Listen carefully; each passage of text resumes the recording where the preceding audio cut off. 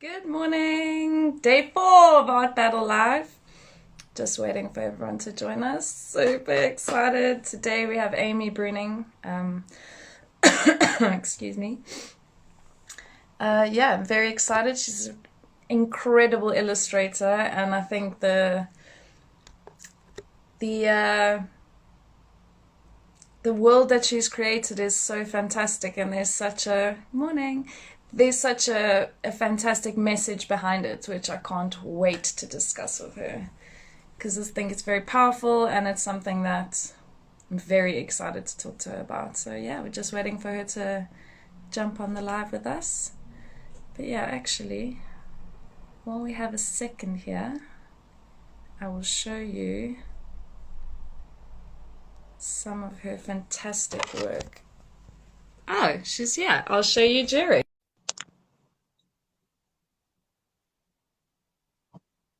Hey Laura. Morning, Nick. Hello. Hello. How are you? I'm good, yeah, how are you? I'm great. You look fantastic, by the way. I just saw your Instagram video. Oh, the makeup is on point, the hair. Oh, Very thank you. cool. So we'll first go through a little bit about how you found out about Art Battle and your experience so far, and then we'll jump into the conversation. So how is it that you found the Art Battle competition? Um, I think I got an email. I think I just got a random email. And it was either that or I think I saw it on Facebook and yeah, I just thought it looked really cool, so I applied to do it. And then I got accepted to do one in Bristol. So I traveled there to do it and it was an amazing event. And then yeah, we're going to be doing one in London, I think in July, hopefully. Yeah. Um, but yeah, I haven't done the live streamed one yet because I don't have any canvases here. But I really want to do the online one as well, if possible, because that looks really cool too. Yeah, I was going to ask you the next question was, have you looked at online? Because I just find it such an awesome concept, the whole art battle thing. And to at least have it online, gives people a little bit of exposure to it. So when the live events are up, because you said Bristol, I think the lady who organized it was telling me she actually volunteered for Bristol and ended up bringing it to London. So Bristol seems to be the one leading the way. Yeah, it was. Yeah, I think the Bristol one's the most popular one actually, because the event that I was at it sold out. But yeah, it was the thing that I really liked about Art Battle was that when you're an artist, you don't always really get to perform. Like if you're a musician, you do a gig or whatever. Like usually when you're an artist, people see the final product once you've finished it. They don't necessarily see the process. And that event was really cool because it kind of felt like you were kind of showcasing what you can do in a different way and people are like crowding around and watching you. It was a really cool concept. But yeah, with the online stuff, I think that's a really good idea. I think this situation is kind of making us have to think about how to do things differently, Yeah. and thinking in you can be creative, um, basically just online. Yeah. No, I mean, as a big, deep lover of graffiti and street art, I've always loved to see that process. So what I also love is when like going through your guys' stuff, your websites and that, I get to kind of go through your whole sort of journey. And it's been Yeah. really cool to see like how your little creatures from the beginning have evolved into into the Bloom series I want to talk to you quite a bit about. So cool. I just don't know how you do this from your mind. It blows my mind. The creature, the whole world you've created is it's incredible. And I'm excited to actually see that, like you talk about the process for art battles, how because each of you have such very distinct styles and they're very, very different. So I'm super excited to see how all of your guys' stuff translates into that 20-minute block, and seeing the process for me is just, it's so awesome. Because like you say, you don't get to, unless you're a performance artist, they very rarely see the beginning, middle, just the end, really. So it's really cool. Okay, now I've art battled you all out. I've heard all I want to hear, but now if we could just have a brief introduction from you, and then we'll crack on with the conversation. Sure. So I'm Amy. I'm a 2D animator and illustrator, but I also do like a little bit of sculpture and painting. And my work is kind of themed around body positivity, but also identity, self-love, things like that. That's kind of the main things that I'm interested in within my work, and things being silly and brightly coloured.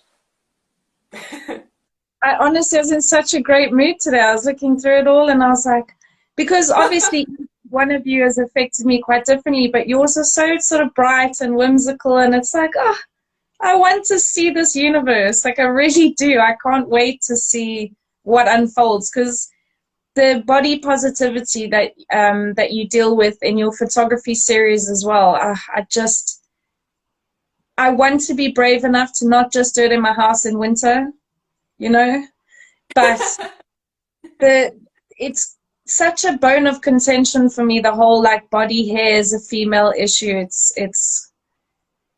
It seems so stupid when you really logically think about it. You're like, but I obviously need it for some, like I need it for something, and wouldn't just be there for no reason. And it's like, for me, it's like a mark of becoming an adult. Like, Yeah. I'm a female. This is like, I can't bear the obsession to have like everything bald. I'm like, but I'm a woman. It's like an indication that everything's cool to go. Like from our bodies and our brains are telling us we're developing like animals do, and it's just a very bizarre fetish that I find the world has come to, demanding that we have this level of body hair or that level. It's very strange. So Yeah, why is that, may I ask, something that's been so powerful for you?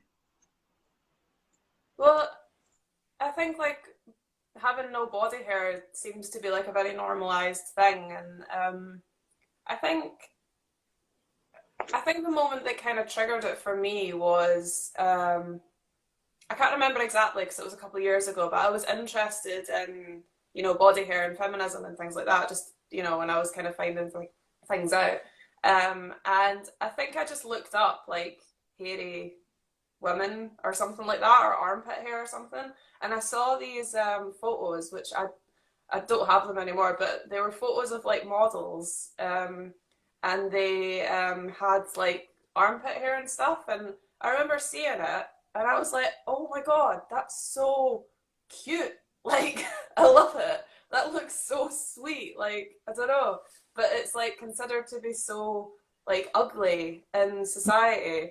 And I think from then I was kind of like, oh, I want to like make art and like show people that like body hair is like it's nice. It's not an ugly thing. Like it's a nice thing. And when I started the photography series, that was actually part of a collective art exhibition with someone called Chris B, and it was called Unapologetically Me. So they got all the participants to take a photograph, a self-portrait photograph, based on just being unapologetic in some way. So it could be like anything. So for me, like I was like, okay, I'm gonna do the armpit hair thing. So I kind of took like a bit of a sort of boudoir type photo, like in my style. Like I was in my jammies and stuff, but and like I like had grown out my armpit hair, and I like painted it pink and stuff, and kind of took sort of like sexy poses with the armpit hair. And yeah, that kind of started something for me, because I was kind of like you can like look and feel great and be hairy. Like it's not like an ugly thing, and it doesn't make you any less feminine just because you have body hair. Yeah, no, it's something that, like, if I'm honest, I'm still in my kind of infancy of understanding who I am, what kind of feminist that I am. You know, I'm very top line, just pay equally and don't be a dick, give credit where it's due, you know, like, so I haven't delved into it, but for me, it was just the way you also have done it with your characters sends such a positive message that it isn't like it is. The first time I saw the pictures, I have that reaction whenever I see body hair on a female. I'm like, oh, so different, because we've been trained for so long that, you know, it's totally unacceptable. And to be fair, like from a position of a straight female, men that I know don't really care that much. And I feel it's more like we're doing it for other like for one another, as some sort of male-driven fantasy that we all but we judge each other more, I feel, than men do, because they don't really give a shit. Like, and like, I'm not talking from a straight female perspective, but I don't find, like, in relationships, I know lots of girls who, you know, during winter, your boyfriend just has to suffer shame, and like they don't care. So yeah, sorry, I had to go on. I just really struggle with it, because it's like, it's still, the photos are so beautiful, the compositions, the backgrounds, it's such a thoughtful layout, and it's done in a kind of high fashion way. And like you say, the pictures, this one here of this model Alice, sorry, I just want to flip around and show you guys. I think it's such a beautiful image. It's like, it's sexy, it's playful, it's like, and it's not like, I'm taught my whole life not to think that. You know what I mean? So your imagery behind this, and the color pattern and the compositions they've really treated, like, I've never seen those type of pictures treated before. So I really, really, very much appreciate your Body Hair Don't Care page. It's very, very cool. It's very awesome. Oh, thanks. So, yeah, sorry. It's just, that's sort of something that since I've been looking at your stuff, I really want to talk to you, and I'm sure we'll get to more of it. But how do you, are you an artist now full time, or do you also do it alongside sort of other work, and how do you find it either way? So yeah, I'm currently furloughed, but I was working in London as a motion graphics artist, for a company just doing like adverts and stuff. Um, I would love to be an artist full time. Like, it's something that I'm kind of trying to pursue, but yeah, got to pay that rent. So, but I like my job. Like, it's creative enough for me. You know, so I don't go too mad. But yeah, and also like everyone that I work with is really nice and friendly and stuff, which always helps. So yeah, but I would love to be able to just work on my stuff full time.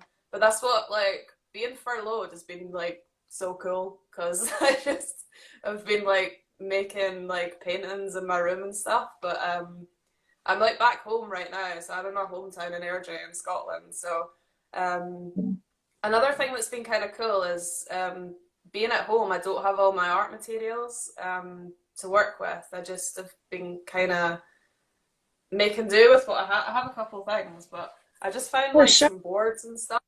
So this is a Oh, new concept called loop flower. So oh, so I love your characters. They are so cool. Your style is very, very sick.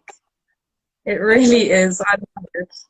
Like, there's another artist I've interviewed previously, and he's got this fantastic creative drawing, and I felt the same when I looked at your series about Bloom, like the little characters, and like I've gone in depth. I can't wait. It's Pookie, right? yeah. Pookie's my, I can't wait to see. I just want to be lost in the universe that you're creating. I think it's so cute. Just the style. I think it's so important. A lot of artists talk about the struggle to find their style. How did you stumble across these characters, or how do you develop them? I think just lots and lots of drawing. Like, actually, like when you were sharing stuff to your story throughout I'd forgotten some of those really old like pictures, and I was kind of like, oh wow, like I forgot when I was doing that. But I think um It is a hard one because it's a very long process to find your style, and then like to me, like being an artist is about being open to evolving and changing all the time, because you as a person are not stagnant. Like you will change, like your opinions will change, your emotions will change, like lots of, so your art kind of has to flow with you, I think. For me, I think one of the main things is that I never really got on with like realism and sort of, I don't really like drawing things in reality. Like like I don't want to draw uh you know, a human in clothes. Do you know what I mean? Because you Yeah. could see that walking down the street. That, or a horse, or I don't know. Like Yeah. I like the idea with art that you can just make something completely random. Like you can just make a whole world and it be very immersive.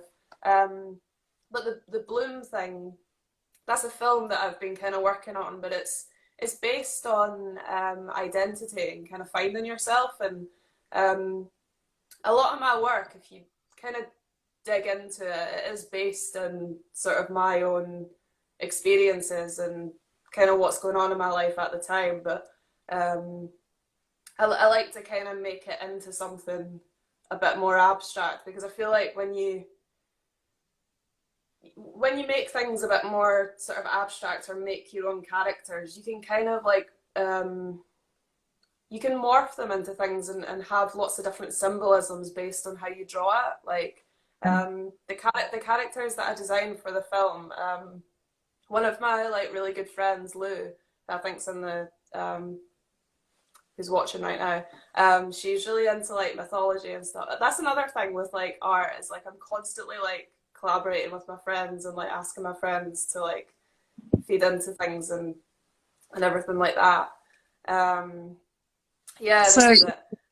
this is some of the imagery from that, just so you have some context. So cool. Oh, thank you. Sorry. But yeah, what I was saying is, my friend Lou, she kind of feeds into things a lot because she's very into like mythology. So if I'm kind of looking for a word or like a symbolism, I'll usually like ask her. Like I'll be like, I need something mischievous, and then she'll send me like 40 pages of like information and goes proper like OTT, but in a good way. She's a really good friend.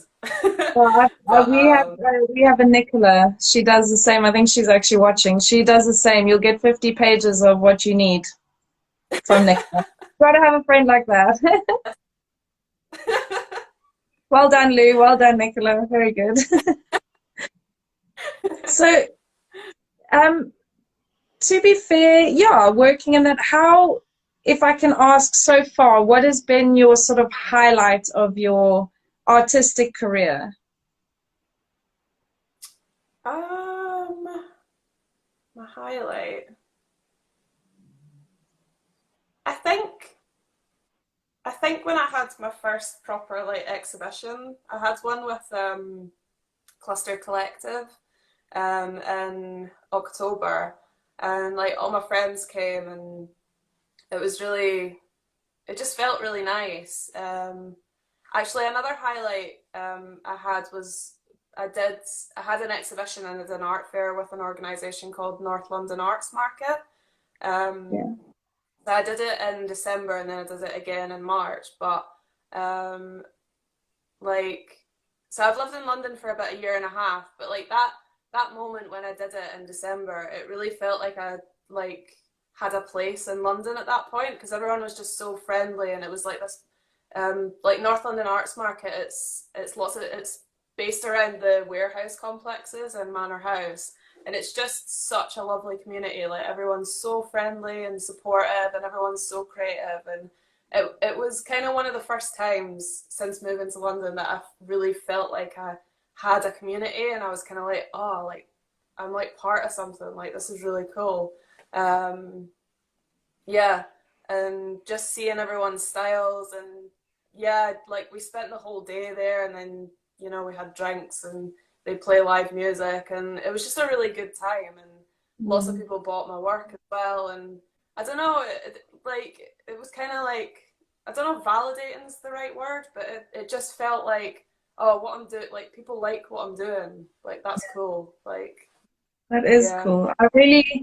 That's so lovely. As a Londoner of 16 years, I know we're not always the most sunshiny, so it's so nice that, a highlight for you is so early in your London life that you feel that there's a sense of community, because that's incredibly difficult to build in London. It's so, so tough. So I'm super chuffy. That's a great highlight. And then on the back of sort of the highlights, what's been a moment for you connected to your art that's been sort of apprehensive or scary? What's that moment been like for you? I think when I left art school and I came to London, I was in like I was working for the zoo, and as a animator and illustrator, and it was a really cool job. But I kind of went from like I went to Edinburgh College of Art, which is like a really old art school, and like if you've been to art school, it's crazy. Like anything goes. Like people are just dressed in their underwear, walking about. I don't know. There's like a bin bag on the floor, and you don't know if it's like rubbish or someone's art. I don't know. Like it's like just crazy, and you can just do whatever you want, and you can wear whatever you want, and it's just there's always something weird going on. So then like I kind of went from that to then being in an office like with, and it was kind of like a sciencey office. Yeah. So it Not just very felt like creative. no, like, and I don't want to like I don't want to put down the job that I was working on, because like I worked with like nice people, and like the work was it was really good experience, but Mm. like I kind of was just sitting there like, what am I Oh, doing? no. Like We love a scientist, but you lot are not creative at all. You don't care how the aesthetics of your office look as long as there's a whiteboard and a computer space. So I'll take the flack for it. Scientists, get more creative, okay? Sorry. no, it was cool because like I was kind of visualizing like data and stuff, so it was cool to be able to kind of you know take things that are a bit like boring and then make it look interesting. But I think at that point, like it was just such a big transition.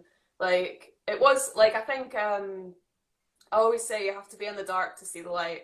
So Mm. for me in that situation, because I didn't feel creatively fulfilled enough. That really like lit a fire under my bum to kind of like go out and do stuff. So like I was literally like finding so many events and just on the weekends just going to a cafe and drawing for hours and just doing lots of stuff. And um, yeah, that really helped me to just sort of find a proper creative voice and be really self motivated and just yeah just draw for the sake of drawing. Like I didn't really necessarily do that when I was in art school, because you're just constantly got projects and stuff, so it just comes naturally to you that you're just doing that every day. So I think like at that point I'd never really pursued like a creative project, like just because, do you know what I mean? So that was why I started the photography project as well. Like I traveled, like I went to Glasgow and Manchester and traveled around London and photographed lots of different people. Like it was entirely self-motivated. Um, and sometimes like I was kind of like, why am I doing this? Like I don't know. Like I think that's the other thing like that you really need to learn as an artist is to um, just figure out how to like keep going, because I think the one thing when you're an artist is you'll constantly get moments where you're just like, oh, like what's the point in doing this, like why am I doing this? But you just need to like get past that, and once you do then it does get easier, and you do get sort of like benefit and good things come from just doing projects just because you want to. Yeah, I mean, it goes volumes. I mean, the way your website's laid out, the projects that you will develop, like you say, you have to think about those projects and bring them to the world, because you never know, like you say, why am I doing this? But you could massively impact, even one person would be a phenomenal thing to impact from work. I know that most artists feel like that, just one person, I don't really mind. And even some people don't mind if it's one person, they just need to get it out of them. So I think Yeah. especially when you're coming from such an authentic place and you're dealing with something that so many of us, male, female, it doesn't matter, so many of us deal with so many crises connected to society's stereotype of how we need to look. And not looking like that consistently adds to that bullshit in your brain that's like, are you worthy? Are you good enough? And it's like, well, I have enough of my own, actually. I don't need the rest of that. So I think it's fantastic that you sort of create those projects because people will connect with them because of the authenticity behind it. I really feel that you're not trying to attack anyone. You're just trying to make something more beautiful because you see the beauty in it. And I think it's just going to go so much further for people who come across your work to challenge that idea for themselves because you have an opinion about it no matter who you are, male, female, Western, East, like you have an opinion about body hair because it's become such a thing and it's very strange, but I'm loving it. It's really cool. So when we talk about like how the pandemic has affected you, you've touched on it a little bit, the being more creative at home. How have you just found it sort of in general affect you?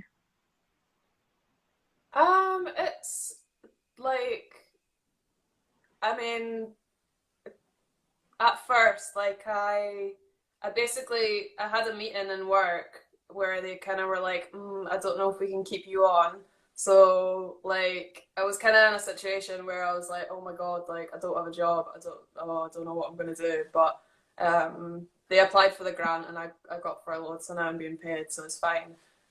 So at the start, it was like really, really scary, which I think it was for a lot of people. Like, I was working from home for a while and I was listening to Radio 1 and like people were phoning in constantly being like, oh, can you play this song? I don't know if I'm going to have a job in the morning. Like literally like every person was like facing like losing their job was like insane. Um, so yeah, that was really scary and like lots of my friends like lost their jobs and things like that, which was really sad. But I mean, things have kind of worked out now. Like most people have been able to get grants and stuff, so most people are surviving, which is good. So yeah, at the start it wasn't so nice, but later on, like I'm privileged in the sense that I got to go home and stay with my mum.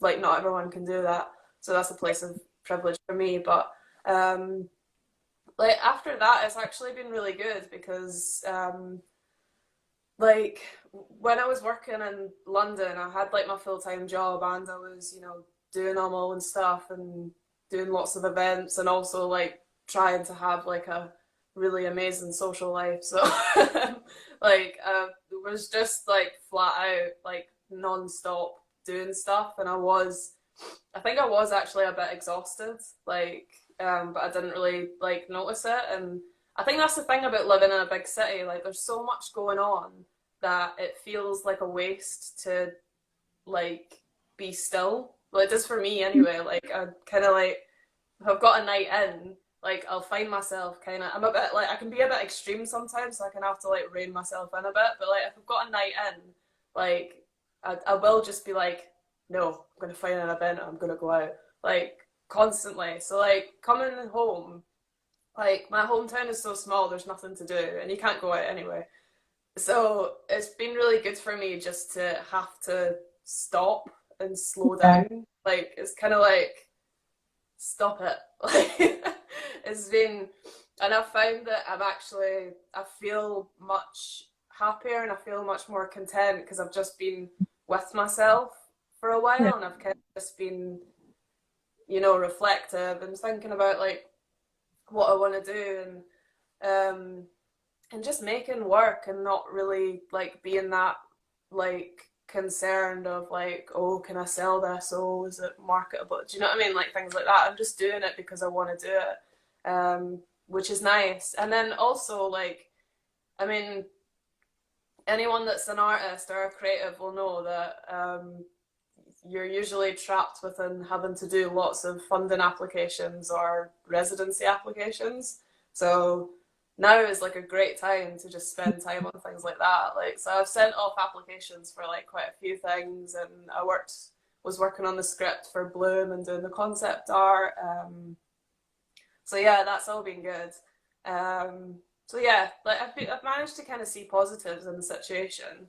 And also another thing is that I'm living with my mum right now, which is actually really nice because I'd like, now that I think about it, I probably won't actually have, well, you never know, but I probably won't have another opportunity to spend this amount of time with my mum. Like, do you know what I mean? Like, you go to uni, you move out, and then you never really come back, do you? So it's kind of Yeah. like, and I feel like that's something that like can sometimes be seen as a failure if you live with your parents. But Why? like, I remember, sorry, on you go. Oh no, I was saying like, why is that seen as a I, failure? I don't know. I guess it's like, oh, you live in the basement, like you, I don't know, you don't have a job.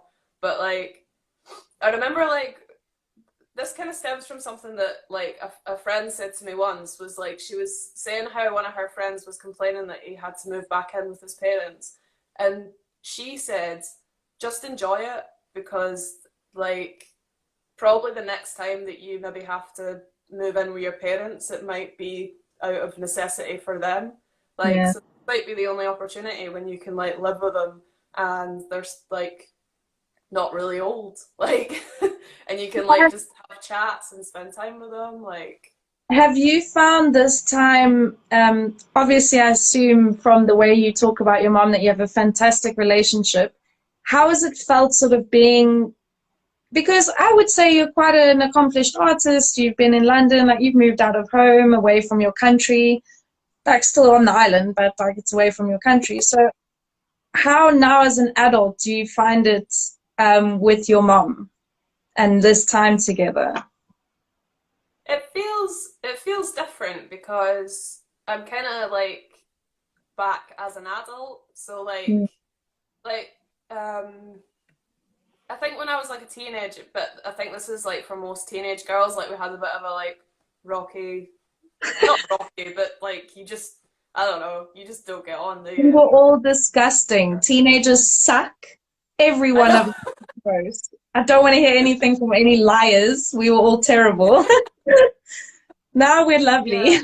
Before we were I don't know what teenagers. it is. Like you're just like, oh, oh Why my are we God. so Like moody? I have to, Why are we so moody and so, unexcited about everything? Oh, it's like, uh, what? And you listen to your friends. Why? They're as stupid as you are. I think the main thing I remember is just being like really embarrassed constantly, like for no reason. Like I remember like one time my dad came to pick me up and he had like shorts and socks on, and I was like, "Oh my God, Dad, that's so embarrassing." And I was just like, I was thinking about it the other day. I was like, "Why? Why is that? What's wrong with that?" Oh, you just reminded me. My dad had this horrific like car, but I loved the man like so much. I had no like embarrassment, but he's driving me to school and he's like, "Do you want me to drop you like a block away?" I was like, "No, why?" And he's like, "Well, this car is a bit terrible." And I was like, "Oh, shame. I hadn't even thought." I was like, "Just going to school with my dad." And he's like, "I can drop you a block away." And I was like, "No, it's cool, man. I love this car." So yeah, sorry, you just brought that memory. It's so bizarre. Cooler teenager than me, to be honest. But I think only with him and only that one time I don't claim to have been a cool teenager. I was terrible. Um, so you say just sort of my next one is sort of what are you working on now? But I think you've kind of covered it. So if we can use this time to talk a bit more about Bloom, because I'm super excited for this project. Like, Yeah. like sort of how did you, yeah, just tell me about Bloom. Tell me all the things you want to tell me, and then I'll go to what I want to ask you. Okay. Um, so yeah, this like sort of film idea, it's kind of been something that I've been like sitting on for, or not sitting on, but just kind of working on for a while, but not like necessarily like I think I started working on it like maybe a year ago, but I never really had like an idea of what it was going to be. But I knew the theme, like I knew it was going to be like sort of like about identity and coming of age. Like I think originally I was going to make it about like moving somewhere because that's what I was doing at the time. But I wanted it to be more sort of abstract and representative. So basically what the story is it's like a coming of age story, and Bloom is like this little sort of flower horse child thing. And basically the story is that he's with his parents on one side of like a big forest, and then yeah, so that's the main character. But yeah, so he's on one side of this forest with his parents, and basically in this world they have these sort of like glowing plants, and they kind of represent different things for different people. But for Bloom, they have like this glowing plant in their area of the forest where they live, and it's like flickering and going off. So his dad kind of gives him a plant, and his dad actually has the ability to make things glow. So he makes the plant glow and then gives it to Bloom. And then basically Bloom has to go on this journey to go to the other side of the forest and light the other plant. And it's kind of like once that gets lit, then all of the other plants kind of start glowing again. But it's kind of like, to me, that's kind of just representing like a destination and a journey and a goal. But the main mode of the story is about this little character's journey through, and he'll meet different characters, and he'll kind of have to like he'll have to face little challenges with like each of the characters. So the Puka character, that's sort of like a mischievous character, like little, yeah, this one. He's so cute. Yeah, I like him. So he's kind of like mischievous, like maybe like a little brother type of character. So with that, like Bloom has to kind of maybe be the adult in the situation. And then he'll meet like a more sort of grand character, which is Esne, the sort of big horse character. So that's more of like the old character. Yeah, this one. And then I think he's going to meet another couple characters, which are like nymph type characters. So they're kind of like the shadow feminine type thing. So they're a bit more, that bit's kind of about temptation and kind of knowing when to stop and things like that.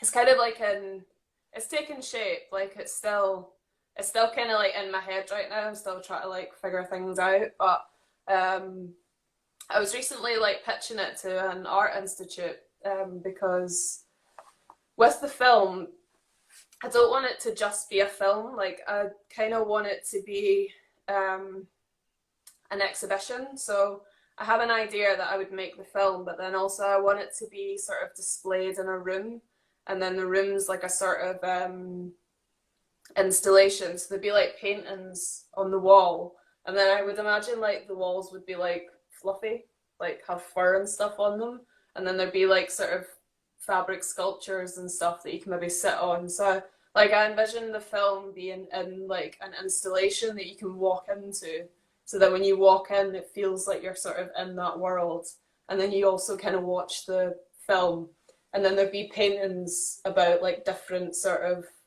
like pivotal moments within the film. Like that's kind of like what I envision it looking like. So I kind of need to like flesh out the story and have more symbolism. But yeah. Well, yeah, there's a fantastic gallery in Hoxton. Just when you said that, they've actually got like a big green room at the back, and you can curate the space in the front. So, well, I can chat to you about that more after, but that's so cool. It's really, really awesome. Sorry, I'm so selfish. I'm like, Bloom, talk about Bloom, please. No. I like talking about it. And now I kind of come to my absolute favorite, is if there's literally no money constraints, no governmental constraints, like what is your absolute dream? Like, is it a dream space, a commission, what is it for you? I think I would love to live in a huge like arty house with like all my friends and we just like make art together and just like we could like have a big mansion and like put on exhibitions and like just like make weird stuff all day. I think that would be my dream. That would be cool. Excellent. I love it. The house that Amy built. It'll be so Yeah. beautiful. Very, very. It could be a vibe. That, oh, that's so awesome. There was something that you touched on, and we have a few minutes before Instagram will kick us off. But it's just more, I would like to discuss this with you as a female and an artist. We talked about, you talked about in Bloom where there'll be nymph characters of kind of a more feminine persuasion that will deal with, you know, temptation and lust and all these things that are not ideal. Why is it that you feel so much of that sort of bad behavior is always equated to sort of like Lilith? And I don't know if you know much about Lilith, but she was the first woman in the Bible and then apparently like just sort of left. I'm like, what? There's a woman before Eve. So anyway, and she's always depicted as sort of the mother of demons and all this sort of the Greek mythology, these, you know, the mermaids and all that kind of stuff. It's always a female drawing a man to doom.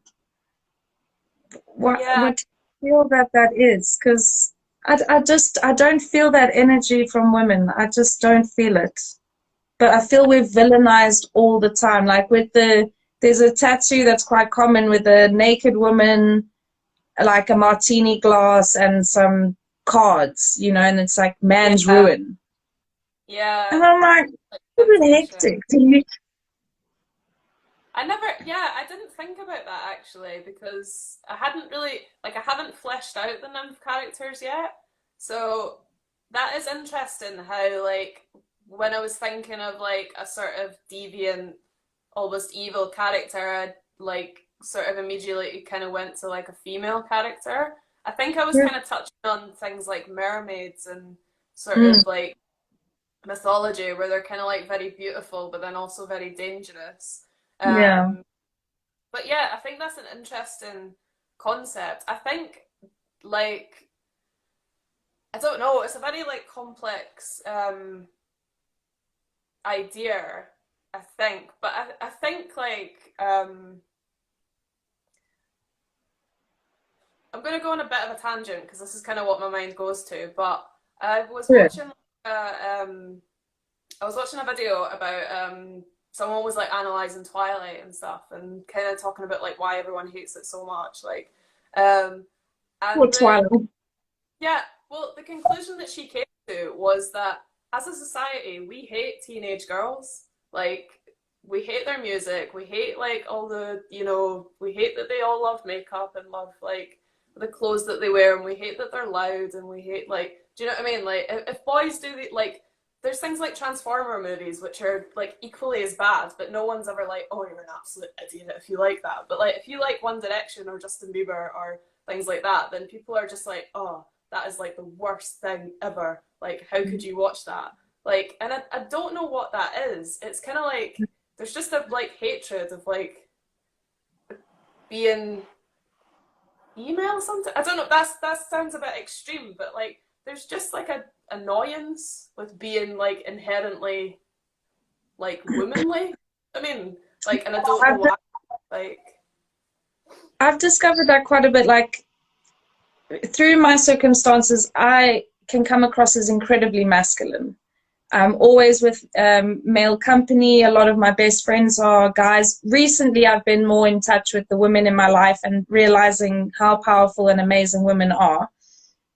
But I do find that if I have a weak moment and I phone a male friend and they're used to me just being like a hard bitch and they're like, yeah, go Ricks. And they always encourage that masculine behavior in me and have always, you know, girls who like this. But then I look at how they behave and they're date women who act exactly like that.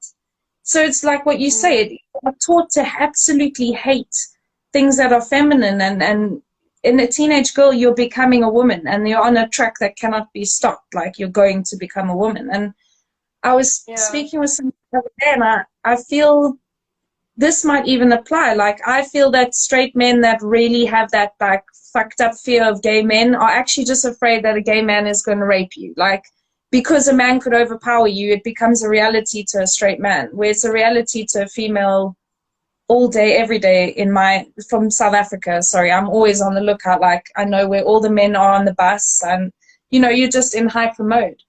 And I feel like the world is terrified of women. I feel like something 2,000 odd years ago happened, like, and everyone learned to hate women, because it's, even in like the religious texts and from that time, it's like, you know, women either have to be an absolute whore or a virgin, and there is nothing in between. There's no scope. So I don't know if it's maybe a fear, because women are incredibly powerful.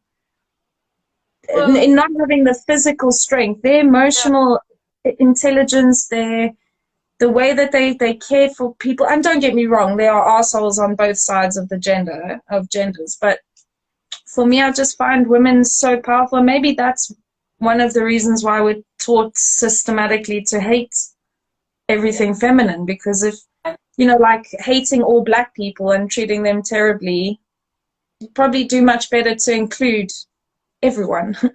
You know, I think what it's based in is that power structures tend to be based in fear, and it's very easy to lose power if people rebel. So then a lot of the time, the method to kind of keep people down basically is to try and make them hate whatever the power structure risk. So it could be anything, like, and you see it in society constantly. It's kind of like you're afraid that this is going to challenge your way of life. So then, like, you know, women working or things like that, like there's always been fear, and you can see it in media. Like, whenever there's a big change in society, people don't like it because people don't really like change, and then that's where the fear comes from, and then people fearmonger, and then everything, it just is a cycle. And I think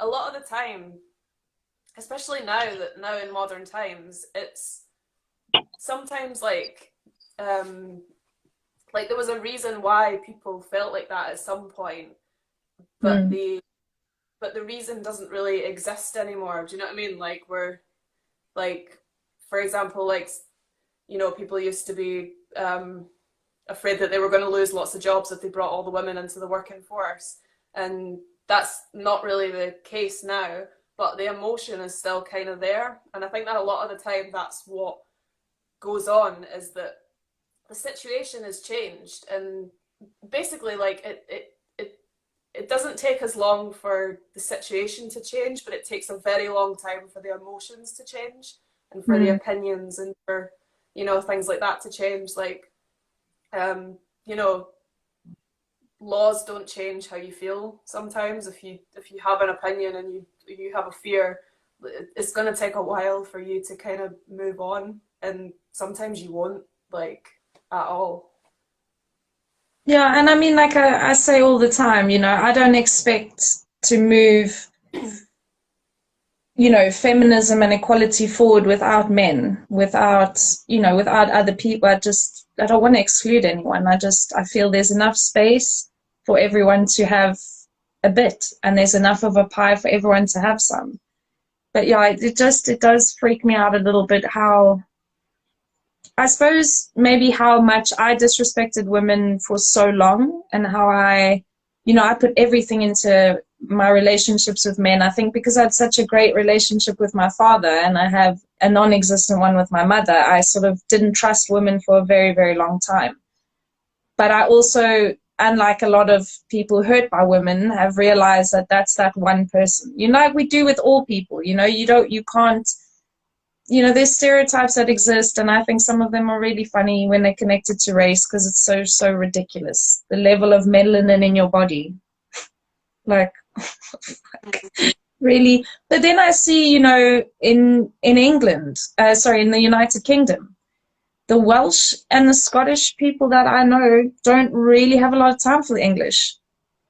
I don't really blame them, to be honest, you know, like, so if, you know, because South Africa, we're all different colors, so it's easy. But here, I'm like, but you're all white. I don't understand. What do you mean you hate the English? What are you talking about? So for me, I'm like Yeah, still in la la land about like, la la la, racism's just color. And I got here and I was like, oh, you do it with yeah. class. There's very, So yeah, sneaky. very strange divides in the UK. Like, and there's like a class system in the UK that is like so extreme in comparison to other countries. Like, and it's just like sometimes it's not even based on like what you earn because like you could be a really rich like person, but if you're from like a certain area of the Yeah, UK, you're still working class. Like, yeah, it it's makes sense. incredible to me. I thought when I got here, I was like, oh, South Africa, you're terrible. I got here and I was like, oh, England, you just put a nice suit on and you've done it with like location and money and families and like old money and shit. I'm like, that's terrible, man. That's not Yeah, cool. Really yeah. not So okay. like, I really, it's like, yeah, moving to London, it took me a while to kind of get used to that. Like, I'd never really like encountered really, really rich people. Mm. Like, I don't know, I thought I was just, I kind of thought I was middle class because like both my parents had like sort of jobs with the government, but um, they're not. We're like, I don't know. Apparently, I'm like working class because we just live in a little house, and yeah. But like, it's like it's all different where you go. But like literally, like when I moved to London, like I was meeting people that like lived in like huge mansions and like their parents were paying for like their £600 flats and like they were just like yeah like it was normal and I was like what is going on? Like, where am I? Yeah, the disconnection and disproportion of wealth in London. Like when I got here in South Africa, they show you all those beautiful black doors, you know, with the knocker in the middle, and that's London. I got to the northwest suburbs. I was like, why is my house attached to another house? Like, why is this space between the houses? Like, no, it's just so weird to me. And I was like, No. this is like England. I want London, like the black door. And I got to where the black doors were, and I was like, oh yeah, I'm not yet. I can't, not yet. One day, but not just yet. Because my entire Oh, not rent ever. is your like yeah, your council tax for the month. So I think I'll wait a while. Or spend my money on Yeah. something else. It's extortionate there. Yeah, so to be fair, that's sort of everything I wanted to cover. Thank you for sort of going into the female conversation with me there. It just sort of dawned on me, and I was like, I wonder how Amy feels about this. So yeah, that was really cool. Thank you very much. And yeah, all of the stuff today on Hanway Story is all connected to Amy's Instagram, and there you can find her website, which is beautifully curated and really easy to get your way around. Some beautiful images to have a look through. And yeah, best of luck for Art Battle. If you manage to do the online, please let us know and we'll promote on our stories and do as much as we can. And also Bloom, if there's anything you need or any help we can give, I'll email you or text you the address for that gallery. It might be quite a nice Oh, space to look at when we're allowed near each other again. But yeah, thank you so, so much. It's just been a great start to my day. Thank you so much for coming on. And best of luck with everything. yeah, thank you. It's been lovely talking to you. Cool. Thank you so much. And guys, have a great day. It'll be up on Instagram story, so feel free to share it with us and share with people you know. And cool. Have a lovely rest of your day. You too. Ciao. Bye.